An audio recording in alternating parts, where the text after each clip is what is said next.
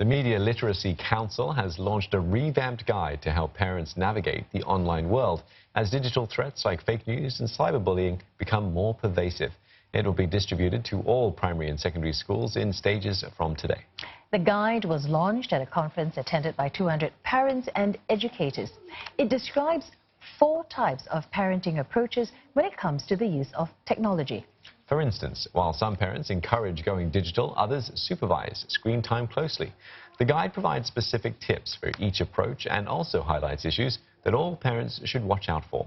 These include teaching children to identify fake news by cross-checking with other sources.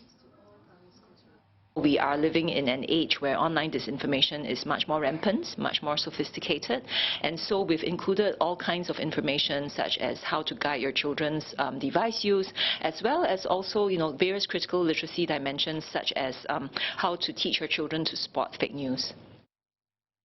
We try to do things with them. Like, for example, my daughter likes to watch anime, so we watch it together, we cast it on TV, so everybody watch the same thing. The children or the kids want to do that's different from our time may not necessarily be wrong. So we try not to put them down, but I think the important thing is to try and walk them through it. And for more on this, we're joined in studio by an expert on child safety online, Dr. Sonia Livingstone. Dr. Livingstone is a professor from the Department of Media and Communications at the London School of Economics and Political Science. Thanks for coming in. It's a pleasure. Now, firstly, parenting in the digital world today, it's getting complicated, isn't it? It's really hard for parents. There's so much changing so fast, and they really need help to keep up, which is why this guide is so great. Yeah. Question: What age is a okay age to put, the digital devices into a child's hands? Well, that is the key question, and the question that parents, I think, are always asking. And what you'll hear from me and lots of the other experts who've kind of researched this is it depends. And it depends on the maturity of the child, and it depends on what you want that digital device to do. Is it for communication, or is it for entertainment? Is it for learning?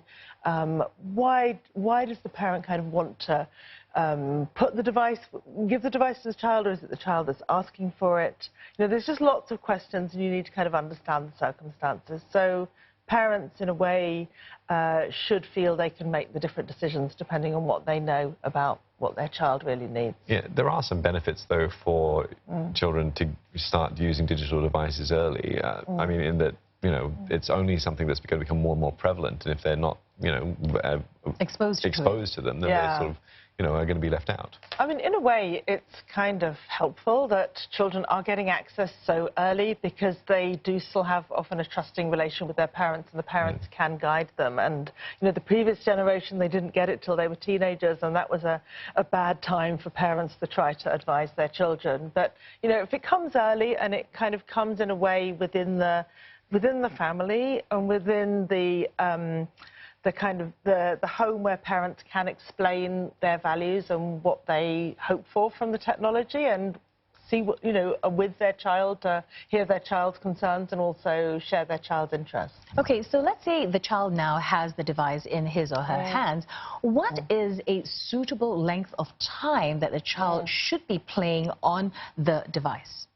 Because, you hear of this, internet or, playing gaming addiction. So what is an okay number of hours or minutes for the child? Yeah, I'm afraid we're not going to answer that question either. There is no magic number. I think, I kind of think parents know this really, but what I would say, and what is also said in the guide, is the child, look at the child. Is the child happy? Are they sleeping well? Are they learning at school? Are they kind of, civilized and polite and getting on with their life? Or do you see problems? And if you see problems, then it may be that they're spending too long on a screen, or there may be other things going wrong in their lives. But it's, it's generally not that more hours produce more problems. So I think we have to think really carefully, what is your child doing with the device? What are they getting from it? And if it's beneficial, more time is okay. And if you think it's violent or nasty or horribly commercial, then why would you want to allow them to do that for a long period of time?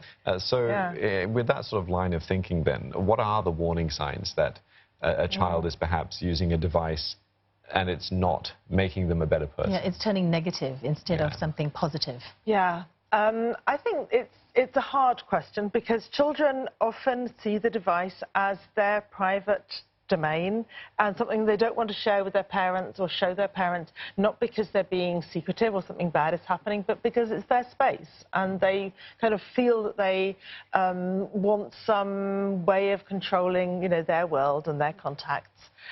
So I think perhaps rather than, you know, always trying to look over their shoulder and see everything they're doing, yeah, you want to see is the child telling you about other things, perhaps? Do they share how school went? Or if they can you think of a recent occasion where they did come to you with a problem? And then probably they tell you if there was a problem online as well.